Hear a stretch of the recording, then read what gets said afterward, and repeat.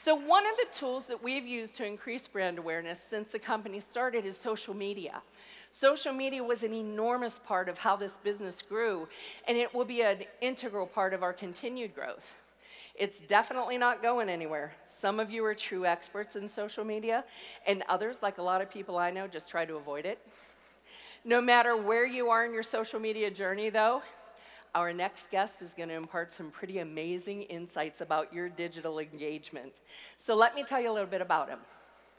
He's a leading social marketing strategist. He's a keynote speaker, brand evangelist, acting CMO of Brand Innovators. Most people have heard of the term ROI. What's that mean? Exactly, return on investment. But in March 2009, this man started using and evangelizing the term ROR, which stands for return on relationship. Many people in the social media world know our guest for his enthusiastic, energetic, and undeniable ability to connect immediately with people. ROR is the basis of his philosophy. His book, Return on Relationship, was released in January 2013. It is my distinct pleasure to introduce you to the one and only Ted Rubin. Let's hear it.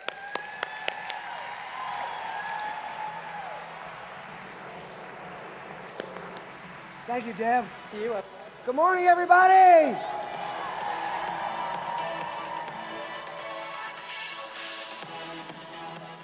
My name is Ted Rubin.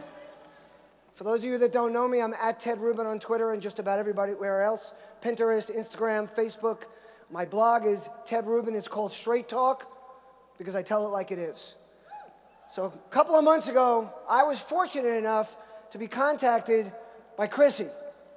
And she said, I want to talk to you about return on relationship because I think that's what our company was built on. And we might need a little more direction in that way. Can we have a phone call? And it's got to be today. You guys know Chrissy, right? Okay. So, fortunately, see if this is working. Fortunately, I'm all about being in touch with people, about being accessible. So we had a telephone conversation. We had a telephone conversation that night. And I spoke my mind, Chrissy spoke hers, and I flew out here 3 days later and spent 2 days with the company. I did a tour of the warehouse like you did. Is that place amazing? Right? I got to meet a lot of the people, and I got to work with the executive team, and they said, we want to bring you out here to talk to all these amazing women. I know there's a few guys out there, but it's about the women, guys. Understand something. There is no social media without women. It ceases to exist. Men do not communicate that way. We talk at each other, right? We stare over your shoulder, we nod our head while we're watching the ESPN scores, and when we're talking to each other, we just wait for the other guy to finish so we can say what we want to say. You guys actually communicate. Now, I learned this when I was at a company called Elf Cosmetics. Back in 2007 and 2008, eyeslipsface.com, I was the CMO, I built their social presence, and I was fortunate enough to be working at a company that sold a product to women. And an aspirational product to that, and makeup. Ladies, nod your heads, I don't care who you are, you love makeup. I was new to the cosmetics industry. I was just a brand marketer. I was a business development guy, someone that knew how to make deals. And I started sending out boxes of cosmetics to all the women I knew. Now remember, this was dollar cosmetics. But invariably, the next day, the email I got in the morning was, oh my God, I was up all night playing with my new stuff. You guys play with that stuff. And this didn't matter. This was CEOs of companies, of Fortune 500 companies. And I want to tell you, ladies, no matter how tough you see them in person, behind closed doors, they're just like you. So what I really learned here is I talk about doing for others without expectation of anything directly in return. And people have said to me, they called me out and they said, well, that's not return on relationship. There's no return there. But there is, because as you guys know, when you're just be nice, when you help people, when you do for others, they do for you. And I found this out with all that I do. I make myself accessible, and people are always reaching out and doing things for me. So I love this. Show me the love, everybody. Come on. This is amazing. Now, relationships, I call them the new currency. And everybody's sitting there, all you guys are thinking, well, it's not new. Relationships have always been important, right? What's that expression? It's not what you know, it's who you know. But today, the reason I call it the new currency is you can build relationships 24/7, around the clock. It's what keeps me awake at night. I don't sleep. I keep my phone next to my bed, not worried if my teenage daughters are going to call, because they don't. Okay? Little background, I'm a divorced dad. I have to fight to keep my daughters in my life. And a lot of what I talk about, I refer to them and what I've learned from them and how I've learned to communicate better because of them. So I keep my phone by my bed because I'm up. When I think of something, instead of writing down those little notes you used to do, I tweet it out. And by the time I wake up, I've got responses. That's how Return on Relationship was developed. I thought of it. I spoke to the people in the C-suite, which is the CEO, the CMO, all want to say, where's the ROI? Where's the direct line to sales? Well, I'm going to tell you relationships are the direct line to sales. Businesses, and remember something, everybody, you guys are businesses, right? I've been hearing the talk here since I've been here, and thank God I've been here for a while. Some of you might have taken those selfies with me on the elevator the last couple days, right? Okay?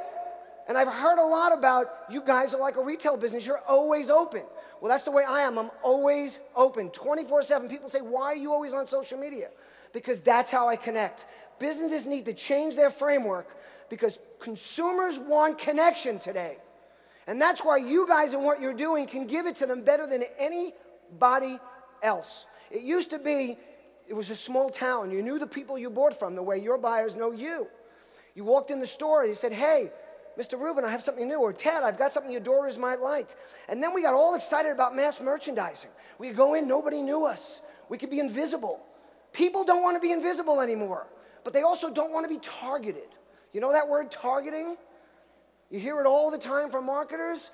I prefer the word matchmaking. Make a match. Give people what they need. Add value.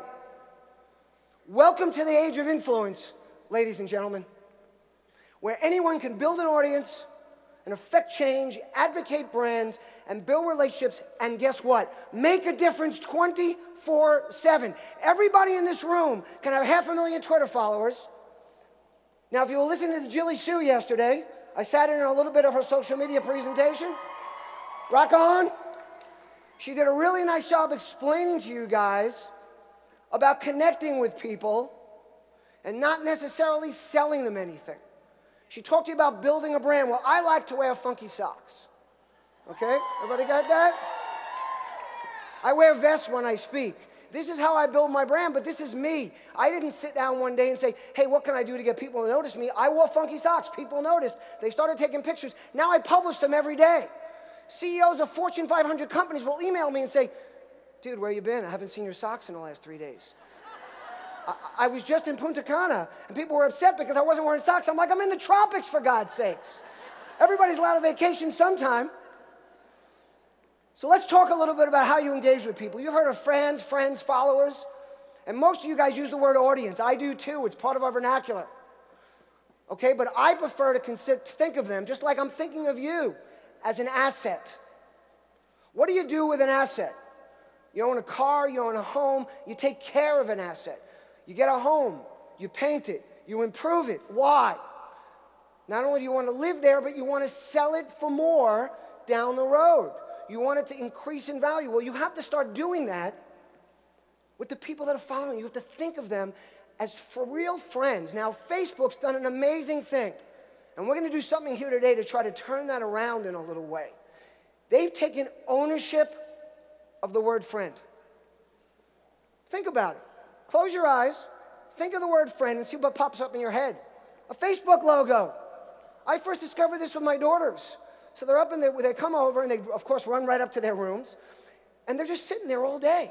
And I hear voices coming out of there. And I walk in, and the laptop's open, and they're on Skype, and they're on other conversations, and they're on Instagram, and they're doing 5 different things. And I go, girls, don't you have friends?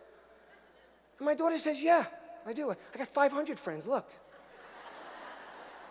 Okay, it's getting a little warm up here, right? And I said, really? Who's that?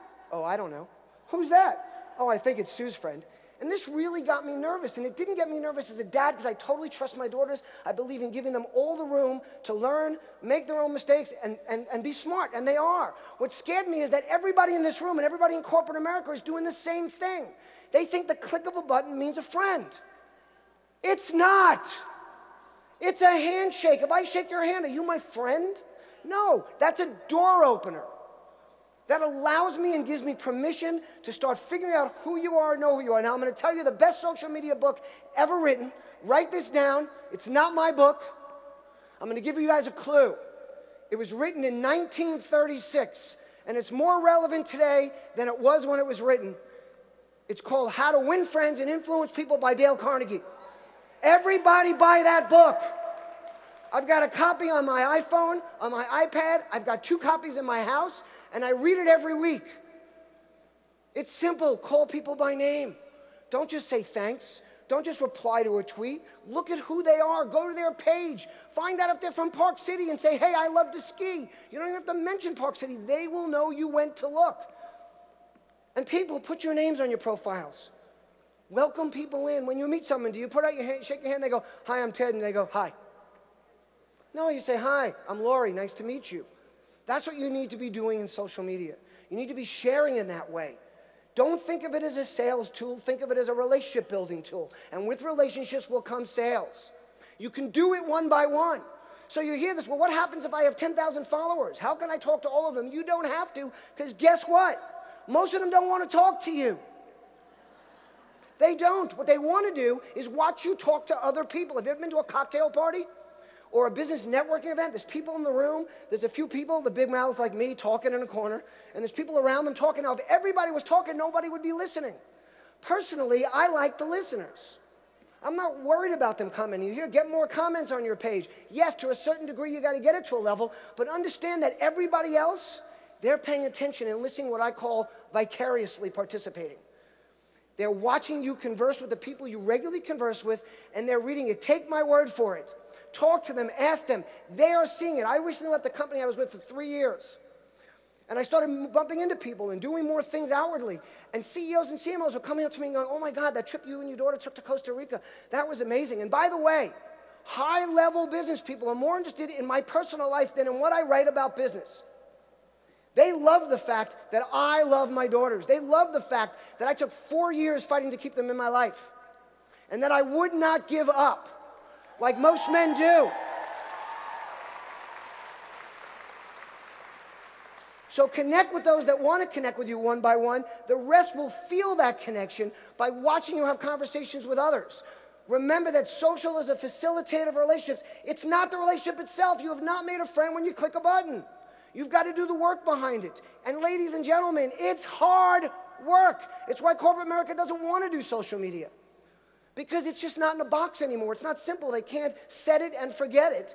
They've got to be evolving it all the time, and you have to be doing the same. But guess what? You're individuals. You have your own businesses. You don't have to answer to a board of directors. Well, some of you might. I don't know if your husbands or your wives or your kids, but don't do that. Make those decisions for yourselves. Jump in and share. Share about your personal life. Share about things that are important to you. Be authentic. I like to say that a brand or a person is what a brand is what a business or a person does, but a reputation is what people remember. So I give out my phone number on stage, 516-270-5511. Call me anytime. You won't. Everybody's afraid of the phone. Right? Does anybody call you anymore? Anybody know what this is? What's it called? Come on, speak up. It's an iPhone. What's the biggest word in iPhone? Don't say I. You're all going to say I. It's not about you. It's a phone. Does everybody have smartphones? You got apps on your phone? Well, this has a really cool app on it. It's got 10 numbers, 0 through 9, okay? And if you press 7 to 10 of them, you can actually hear somebody's voice. It's remarkable. You don't have to use emoticons to express emotion. And I use them all the time in social. You can actually yell, scream, you can laugh, you can cry, you can talk loud, you can talk low, and I'm going to challenge you guys. For the next 30 days, pick up this phone, call someone you haven't spoken to in a while, and just say hello. And say, what can I do for you today? Give your mother a break, for God's sake, and call her. Thank you. Somebody always does that. Just try doing it later. And make it easy. The reason we don't pick up the phone anymore is we're afraid that someone's going to keep us on the phone too long. Right? Women, why do you think why do you think we love text? Because we can just say, yep, day's good. We don't have to sit there and go, no, it's fine. Yeah, so how's your day? Right? We can just give an answer and get off. Well, it's the same thing with people in business. Or the people you're trying to sell to, they're busy. So pick them out, call them. My ex-partner, every morning on the way to work, he'd have a list. And he'd start calling people, different people every day. So do that. Start thinking reputation, not ranking. Don't worry about where you are in the list. Worry about what people think about you. Think connection, not network. And another word I want you to put into your mind, because I know you guys know it here, is the word community. Because a network is just a series of nodes without connection. But a community supports each other. They're there for each other. They do for each other. You guys have a remarkable community. What is it, 65,000 plus right now? With almost 5,000 in this room? Start sharing each other's content and lives. And loyalty, not celebrity, ladies. Does anybody actually believe they're going to look like Andy McDowell if they buy L'Oreal? Really?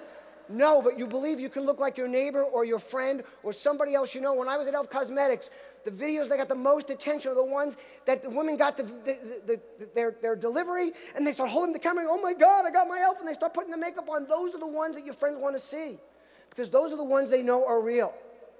Now here's a company that gets it. Anybody here familiar with Jetblue? You tweet at Jetblue, they will tweet you back. Imagine how many tweets they're getting in a day. Imagine how many people are reaching out to them. So quick story, I don't know if you guys remember, but back in 2007, 2009, Jetblue had an incredibly bad problem of flights getting stuck on the runway. It was going on for hours at a time.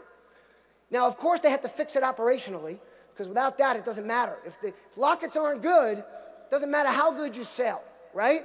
So they were fixing that problem, and then they said, how are we going to fix this as a company? Do we want to advertise our way out of it? Or do we want to build relationships and let people know we're listening? So they jumped in a big way to social media. They didn't buy ads. And it was 2009.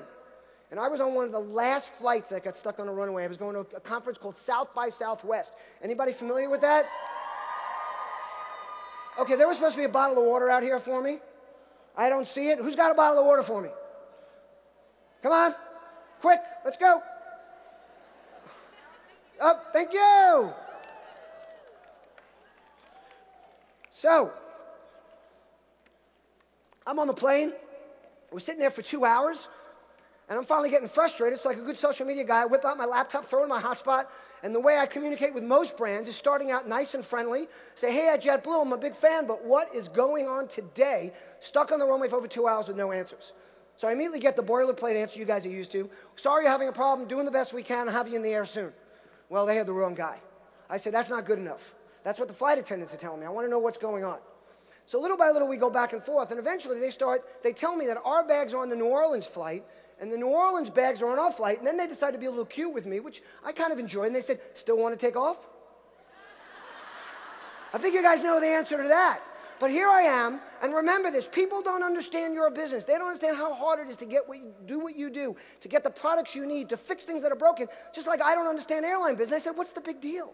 Take the bags off one plane, walk them over here. Take them off the other plane, walk them over here. I volunteered to get off the plane and help them do it and tell them I get 10 more volunteers. So instead of just saying, sorry, we can't do that, they started giving me information. We need a gate. You're not allowed to move bags on the tarmac. We need a crew, and they're union crews. And they started going through this list of things they had to do, and they engaged me. Now remember, ladies, what do you want, truly? You just want to be heard. You want your husbands for once to listen and not be looking over your shoulder at the ESPN scores. You want us to be paying attention. Well, they were paying attention to me, and I appreciated it, and they gave me this information, and I am telling everybody on the plane what's going on. So Jetblue turned around, they made me a hero, right? They gave everybody information because they did this publicly, they didn't take it private. And then all of a sudden, 10 minutes in, they go, we've got a gate, we've got a crew, we're going to have you in the air in about 20 minutes. That's all we want to know, right? They could have said 2 hours, and I would have just started counting down. So they thought it was over. They said, have a great flight. And I go, wait, we're not done. South by Southwest is all about the parties, and we're going to be landing at like 2 in the morning now. So how about free drinks for everybody on the plane? So they come back and they cite FAA regulations, you know, we can't blah, blah, blah. And I wrote back exactly blah, blah, blah, blah, blah. We want to party. So they came back and said, how about free movies? Now they do that automatically, but then they didn't. Then I said deal, because I wasn't looking to make a problem. I turn around, tell everybody in the plane, they all clap, we take off. When we land, JetBlue still is first installing their Wi-Fi. They didn't have it back then. So I whip out my iPhone, like, and I tweet out, kudos to JetBlue. They couldn't solve my problem, but they engaged me. People just want to be heard. A month later, I'm on a panel at the Chief Marketing Officers Summit with top brands from all around the country, 125 CMOs in the audience, Chief Marketing Officers. And I'm on a panel. Who does it turn I'm on the panel with? Morgan Johnson, the head of communication at JetBlue. I didn't, of course, announce myself that I'm the guy that, caused the whole ruckus. But we're sitting there on the panel, and I'm at ELF, and we're talking about aspirational products, and he's at JetBlue, and Citibank was on the panel talking about just how they only get complaints. And he starts talking about how we try to answer every customer. And I looked at him and said, I got to give you kudos. And he just stopped. And he starts looking at me. He starts shaking his finger, and he says, oh, my God. And he looks up at the screen. He goes, you're at Ted Rubin. You're the drinks guy. And I looked back just as incredulous and said, how do you know? He said, because that was me tweeting with you, because back in 2009, JetBlue had a policy to escalate to somebody that could answer questions, and now today, then they had 5 people. They've got 35 people in their social media department, and they have access to people in every single department to get quick answers when they get questions. That's getting social media.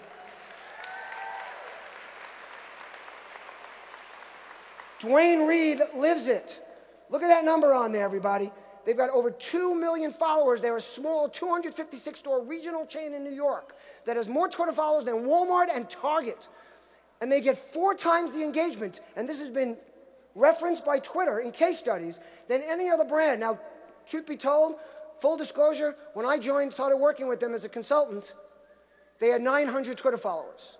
And we started a policy of what we call parallel persuasion, which is an omni-channel approach where we put out the content on every single channel and communicate it with people want to be communicated with. I learned from my daughters when I started trying to rebuild my relationship that what did I want to do? They weren't here, I'd call them. Any of you guys ever try to call a teenager? Within seconds of me ringing the phone, while it's still ringing, I get a text that says, what? Right? With the exclamation point. Now they're there. Now, of course, I started out originally as regular dad, like, I want to talk to you, pick up the phone. I want to hear your voice. I love you. Yeah, that got me far, right? So very quickly I learned that the way to communicate with them was the way they wanted to be communicated with. They want text, I'll give them text. Your customers want text, communicate on text. They use Twitter, they use Facebook. Don't try to drive them to places where they're not comfortable. Work with them where they want to be worked with, and then talk to them about fun things. Jilly Sue talked about this in her session. She talked about putting up pictures of sunsets, of things that are important to you. Dwayne rebuilt their presence by talking about New York, by showing pictures of the skyline. They have customers every day sending in photos for them to post, and they post it for them. FedEx, not so much. Hope there's nobody here that works at FedEx. But FedEx, great idea here. This is classic agency ideas. I got the opportunity to take my daughter to visit Duke. She wants to go there next fall. So I've learned, I got tickets to the Duke-Syracuse game. Because then I knew that this was not going to not happen. So when my ex-wife said, I'm going to take her there, my daughter's like, Mom, do you have tickets to Duke-Syracuse? I don't think so. So we go to Duke, and I'm tweeting about it like crazy. And if you see, I sent out a tweet that said Duke, Duke, Duke. And clearly FedEx was doing a campaign, which means it has a start and an end instead of a continuing conversation. They saw us doing, they retweeted me, then they asked me for my address, and about a week and a half later, great idea, a box shows up. And it's got all this Duke stuff in it. Duke hats, Duke blankets, Duke t-shirts. And I'm like, wow, this is awesome. They were listening to me, right? Making me feel good. So what do? I take a picture. I tweet it out to thank them. Once, twice, 3 times, 10 times, not a response. Canaries. Because it was a campaign and it was over. They stopped communicating. So what did they do? They took a guy that actually liked FedEx, thought they were okay, got me all excited. You know when you get that high and then just right off the cliff, and I am like, I do everything I can now not to work with FedEx. UPS, love you guys. Because they don't get it. It's about communication. It's about working with people. You know what that is? That's a fly on the wall. Have you guys ever heard that expression? Right? I wish I could be a fly on the wall in that meeting. Well, guess what? Every consumer is inviting you into their living room, and you're not going. All the talk I hear about is how many people came to your Facebook page? How many people are talking there? Guess what, people? Go to their pages. Stop waiting for them to come to you. They are giving you all the information out there. Every corporation in America is worried now that Facebook changed their algorithms and I'm not getting as many people and likes aren't worth as much as they used to be. Well, guess what? Go to the Twitter feed of the people that follow you and see what they're talking about. They're having conversations every day. This is easy market intelligence. It's available by the minute. Stop ignoring it. And don't ignore the listeners. Embrace those lurkers. Understand those people that I guarantee you 10 to 20 times the people that are commenting or doing anything on your page, at the very least, are paying attention and reading everything you write. If you write stuff that's interesting, if you provide value, if you give them something more than, I want you to buy something, or here's what you can buy. In today's market, real trumps perfect, because real creates trust. Engage and build real relationships. Even with your detractors. I love critics. At ELF, I search for them every day on the Facebook page. Because most critics just want you to pay attention to them. Now, I'm not talking about haters, everybody. Haters hate. I ignore haters. Someone says you suck. That doesn't deserve a response. But when someone says I have a problem and this is how I need it fixed or this is what I need, that does deserve a response. Brands are from Mars. You guys know the book, Men are from Mars, Women are from Venus, right? Never going to change. Well, brands need to change because, in my opinion, brands are from Mars and consumers are from Venus. And brands need to change the way they communicate. More facilitation, less fabrication. So here's what you got to do. You've got to start listening. And I like to say, hearing. Now, when I wrote my book, I said, don't just listen, hear. And the editors kept sending it back to me. Any of you guys English majors? Because I said, no, that's not right. It's don't just hear, listen. But I disagree with that. That's not the point I was trying to make. The point I'm saying is, you've heard the expression, are you hearing me? Well, I think all of us can listen, but hearing to me is when it gets inside, when you're really paying attention. Make it about them. When was the last time you walked into a retailer or into a store or a restaurant and they said, how can we serve you? Do we hear that anymore? Start being the one that says it. What can I do to make your day better? Ask, how can I serve you? Aim for ongoing engagement. Too many of you guys, and businesses especially, start conversations on social media and then in the middle of them walk away. Would you ever do that in person? You're in the middle of having a conversation, you're halfway through your sentence, and you just turn around and you walk away. I'm done. You can't be done. It's okay to be done, but say, gotta go now. Going to bed. You'll watch on my Twitter feed a lot of times I say, good night, especially if you see me in a conversation. And it might be loud, you might not see it in the feed, but when they go back to look, they'll know it's there. And start looking people in the eye digitally. What are you taught when you meet people? Look at them. Pay attention to them. Don't look around the room at everybody else. Well, I have a book coming out in September called Look People in the Eye Digitally. And it's about calling them by name, like we were talking about before, seeing where they're from, reading their profiles. Add things to your profile that make it easy for people to communicate with you. Don't write, I am a designer who sells jewelry to people. Write something fun. I like to use quotes. I've been through some challenges in my life. The quote I use is, not about waiting for the storm to pass, it's about learning to dance in the rain. We've got to start dancing in the rain, everybody, but put down a quote. If you look at all my Twitter handles, @parenting, without the I at the end, P-A-R-E-N-T-N-G. R&R, and a whole bunch of others, they all have quotes that give a view into my soul, who I am, how they can connect with me. And listen for moments. So my daughters, and this is how I learned how to communicate better. I had to rebuild a relationship with two alienated teenagers. Try to do it with two teenagers in general. And I learned that I couldn't just talk to them at any time. I needed to talk to them when they were open to talking to me. I call those moments. So one night I'm out with my 15-year-old at the time. She's 17 now. The other one wasn't there. And you know how much better they are when you have them one-on-one because the other one's not watching them and kind of saying, why are you talking to Dad? And my daughter, for the first time, starts talking to me about boys. And I, fortunately, was evolved enough as a dad and a man to shut up and listen. And she tells me that they call the boys by code names and their colors, yellow, blue, orange, so the girls can talk about them and the boys don't know who they're talking about. So I am sitting here, and you know that feeling when you feel like God is just shining down on you, and you're in the moment, and you're just listening, and you don't want it to end, and the waitress comes over and puts the damn check on the table, and it just ends. The cell phone comes up, she starts talking to her friends, we leave.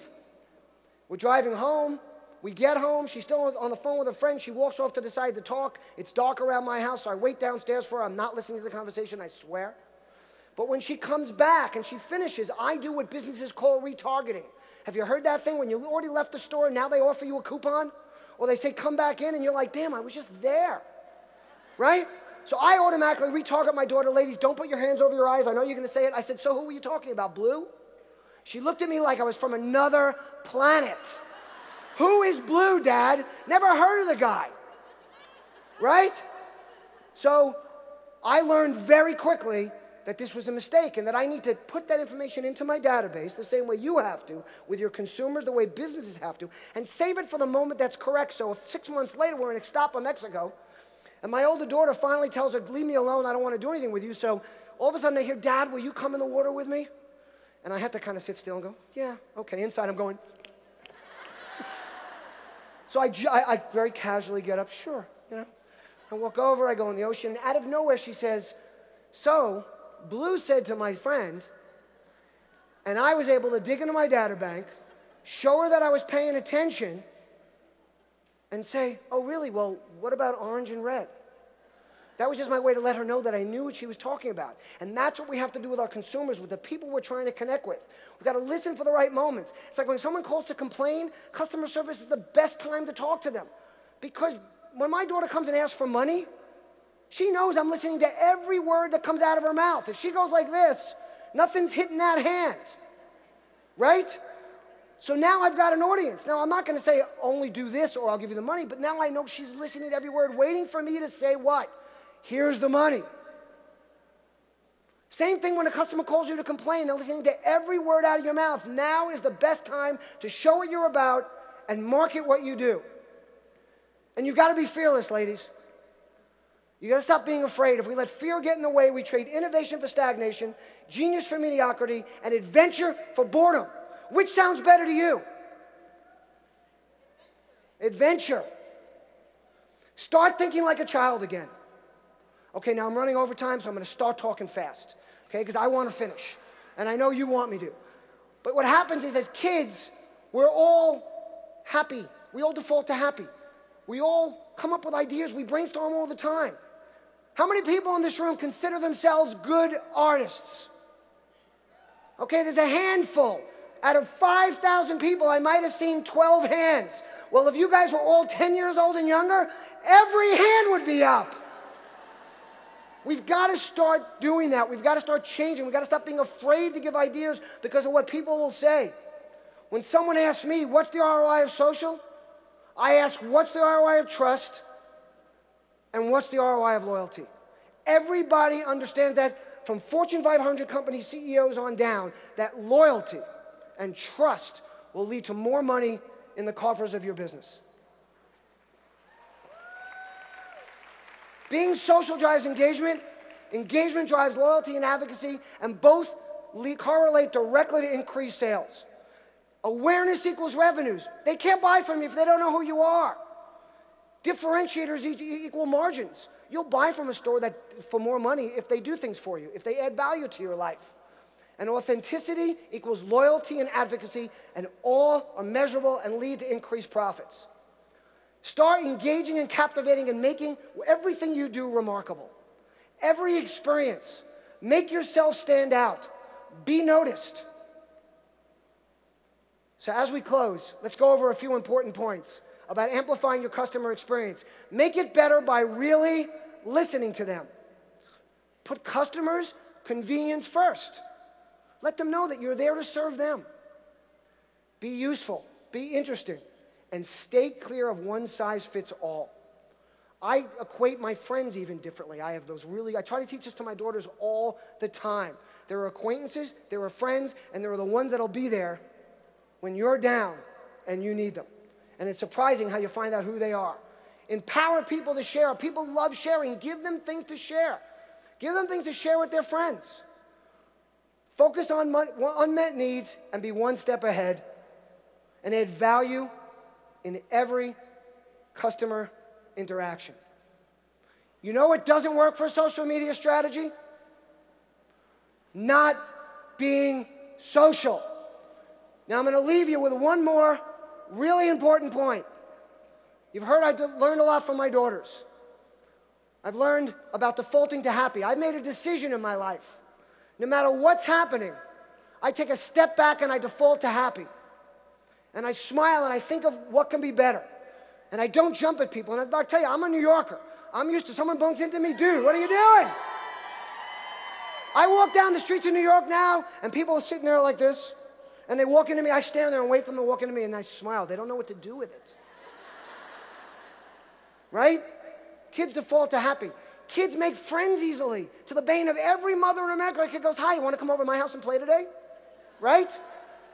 They sing on the stalk of a dime. You ever see that person in the car next to you, and they're rocking away, and then all of a sudden they see you looking, and they're like, keep rocking. Now, here's the most important thing I learned from my kids. When I got divorced, my daughters were 4 and 6 years old. And I got stuck with what I call the divorced dad car. The convertible with the 2 little seats in the back that are right up next to each other. Anybody here have girls? Girls rock. I love my daughters, but all of a sudden all I'm hearing is, Dad, she's pinching me, she's touching me.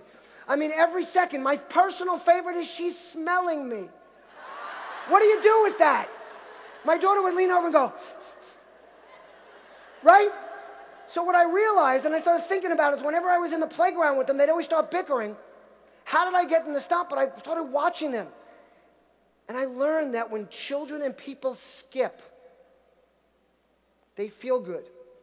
So I would take my daughter's hands, and we'd skip. And everything would be good in the world. They would smile. They would stop bickering. So I'm going to give you guys some advice.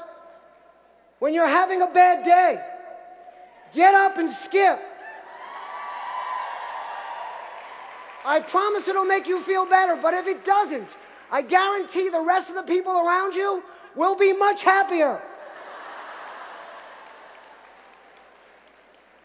And in business, if you can make every situation, if you can metaphorically make your customers skip with every interaction, you win.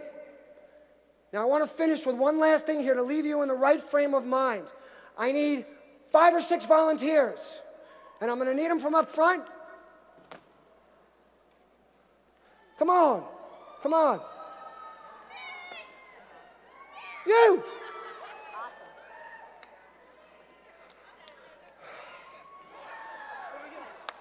Let's go. Everybody hold hands. Come on. Okay, I want some handhelds here. Come on, let's go. Hold hands with each other. And we are going to skip and show you guys how it feels. Let's go. Come on. We're going to skip right out and smile. Come on, everybody.